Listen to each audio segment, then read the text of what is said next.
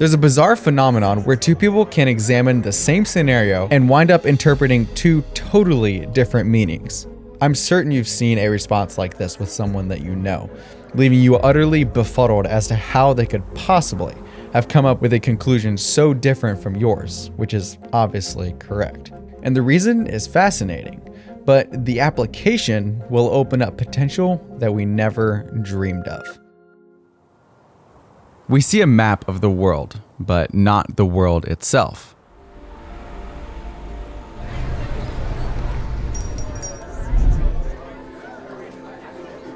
Indeed, all of life comes to us in a narrative, a story that we tell. For some, this may sound restrictive, yet the exact opposite is true.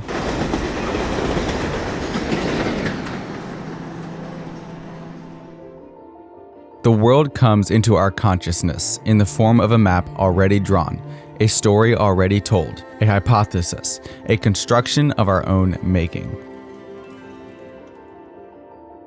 In fact, Einstein himself said that it was nonsense to build a theory on observable facts alone. He says, quote, "In reality, the very opposite happens. It is theory which decides what we can observe. This is because the mind constructs. And the meanings that our mind constructs may be widely shared and sustained for us, but they may have little to do with the world itself. For some, this may be frustrating. For others, it may be liberating.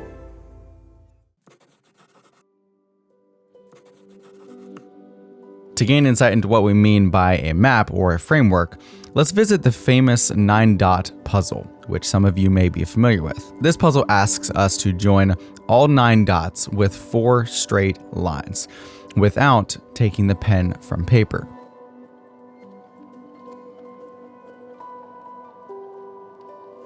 The puzzle illustrates a universal phenomenon of the human mind, the necessity to sort data into categories in order to perceive it. For example, in this scenario, the mind creates a box and adds boundaries, when in reality, neither a box or boundaries exist. Yet this is why most people try to solve the puzzle within the space of the dots, as though the outer dots constructed the outer limit of the puzzle. Nearly everybody adds that context to the instruction, and nearly everybody hears, connect the dots with 4 straight lines without taking pen from paper within the square formed by the outer dots. Within that framework, there is no solution.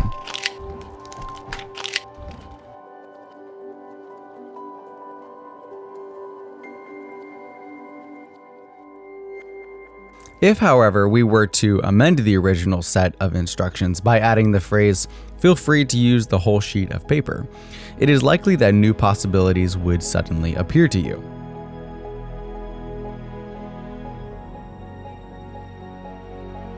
Now there is a whole new realm of untapped possibility. The frames that our minds create define and confine what we perceive to be possible. Every problem, every dilemma, every dead end that we find ourselves facing in life only appears unsolvable inside a particular frame or point of view. Enlarge the box or create another frame around the data, and the problem vanishes while new opportunities appear. When we bring to mind the catchphrase, "It's all invented," you remember that it's all a story or narrative that you tell. Not just some of it, but all of it.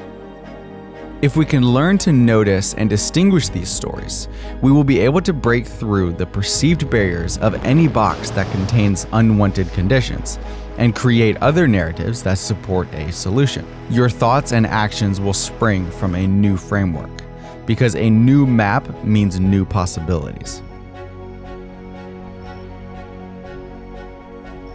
When a problem presents itself, think outside the box by learning to shift those underlying assumptions of the story that you tell yourself. A simple practice is to ask yourself this question: what assumptions am I making that I'm not aware that I'm making that give me what I see?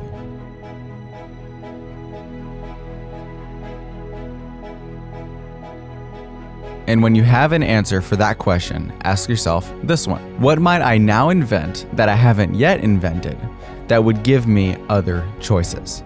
And now you can invent spaces, like the paper surrounding the 9 dots, where 4 lines can do the work of 5. And if you really expand the space, where 3 lines can do the work of 4. Comment down below when you solve that puzzle.